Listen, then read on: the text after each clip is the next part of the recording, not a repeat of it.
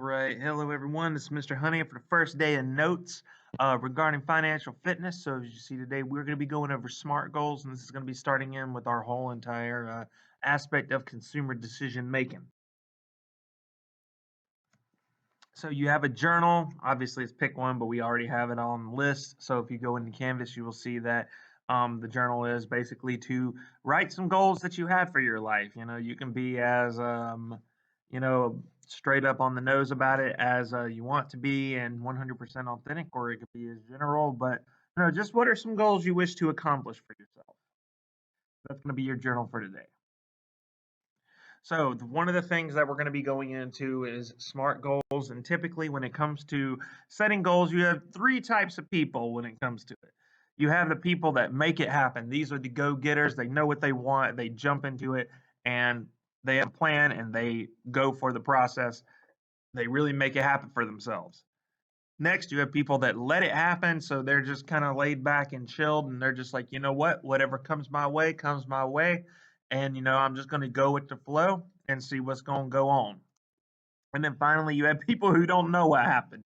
These are the people who don't really have a plan for what's going on. They don't really set goals, and then one day they wake up and they're like, whoa, what in the world just happened? How could I have prevented this? How did this happen to me? Blah blah blah. So you have these three types of people, and a lot of you may think like, oh, well, where do you fit into this? And so what we're going to be doing is talking about different types of goals, SMART goals, things of that nature, so that way you can become more of the person that will make it happen in life. So before setting a goal, you need to ask yourself, does it fit your values? You will see me reference this a lot, but your values are things that you find important. And a lot of times people want to set goals, but it interferes with the things that they find important in life. So you always want to make sure that you have a goal that fits your values. You want to set goals that are realistic, okay? To say that you're going to become a millionaire overnight working at, a minimum wage job, you can certainly become a millionaire working a minimum wage job and work your way up into a company and then, maybe become the CEO or something one day. But to say you're going to do it overnight, that's not really a realistic thing. Is it flexible? Flexibility is key, especially in the times that we're in.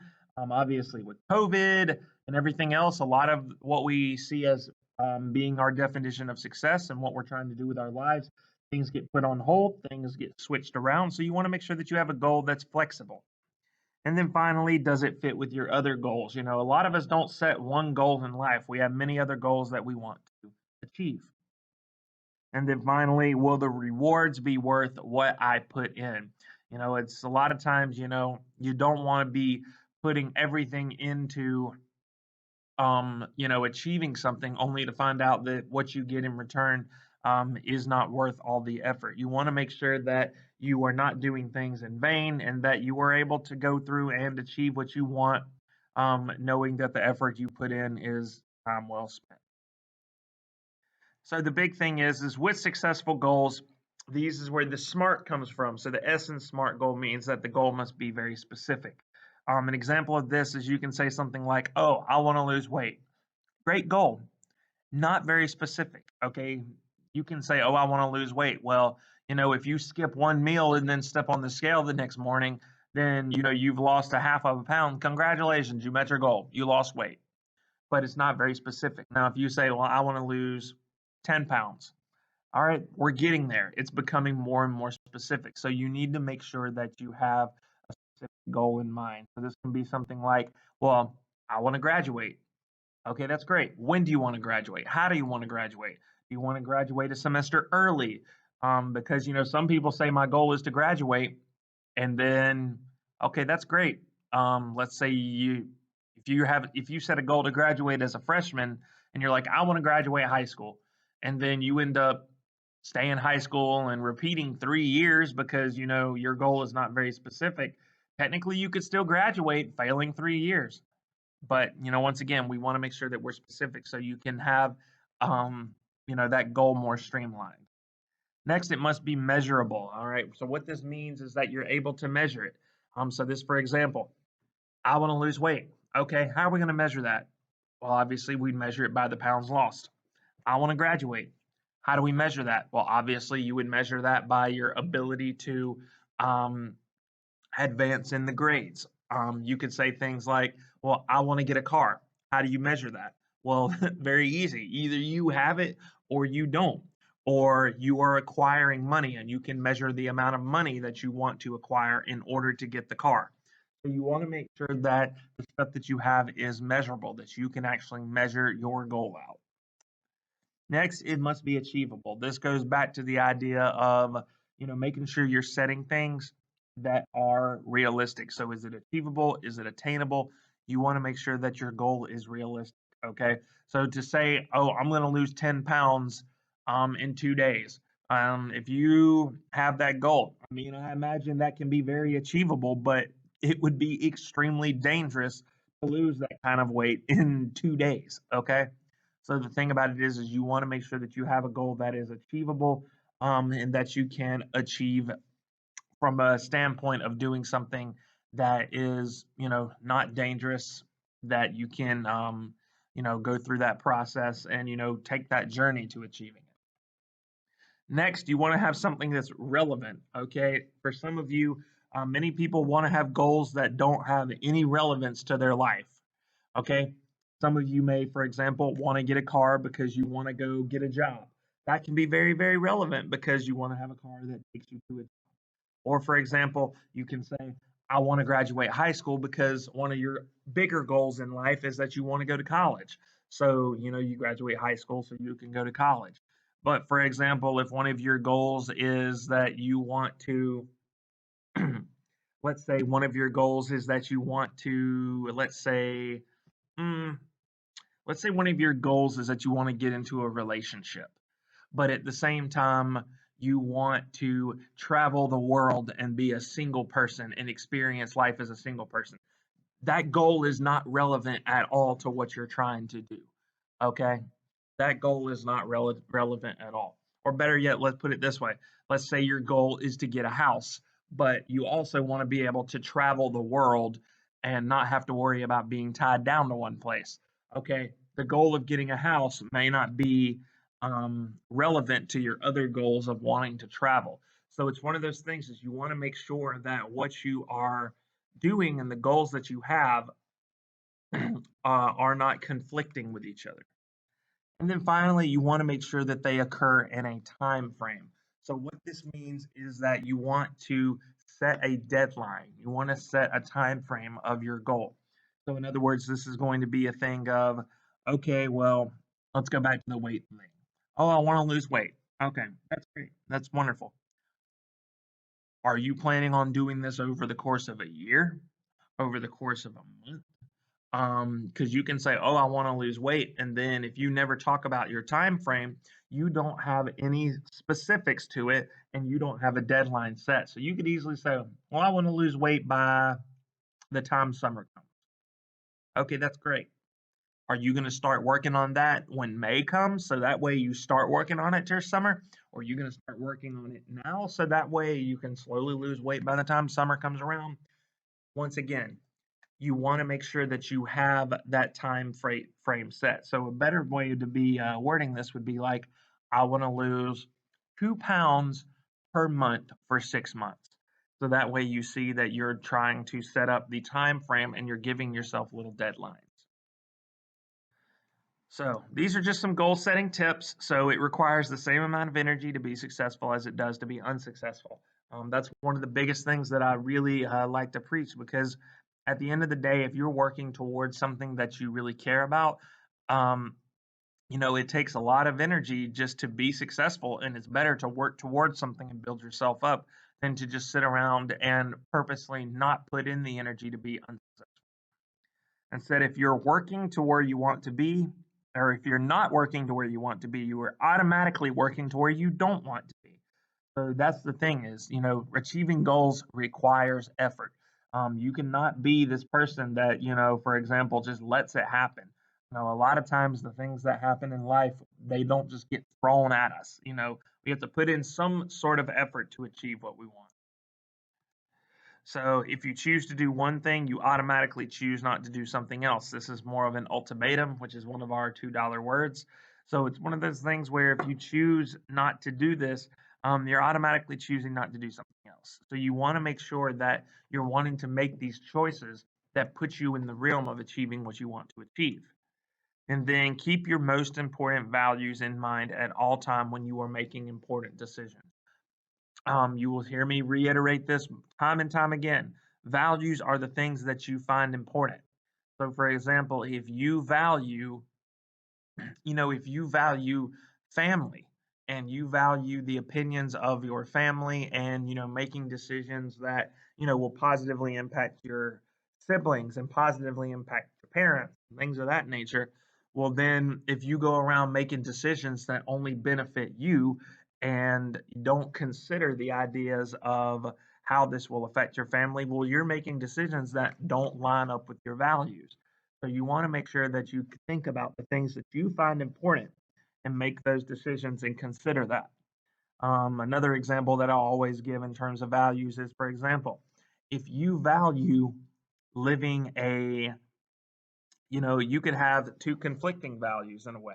You could, in a way, so for example, you could value making a ton of money, but at the same time, you could also value, living a life of freedom. So you could value money and freedom.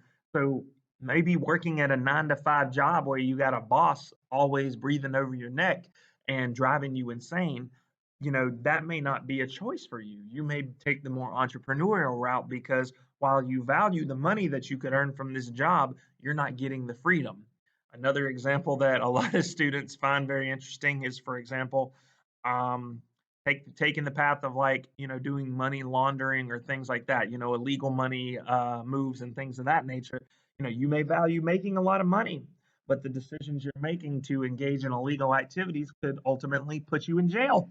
So once again, you may get the money side of things because that's what you value, but if you value freedom, you're not going to get that if you get caught and you're put in jail because then you don't got any freedom. So it's just one of those things where you want to think about what you value when you make these decisions and how they're going to affect you as well as other people. So just some levels of goals here. A short-term goal, this is a goal that can be accomplished in 1 year or less. Okay, so this could be a goal you set for next week. This can be a goal you set for 6 months. This can be a goal that you set for 11 months and 30 days or 31 days, depending on how long the month is.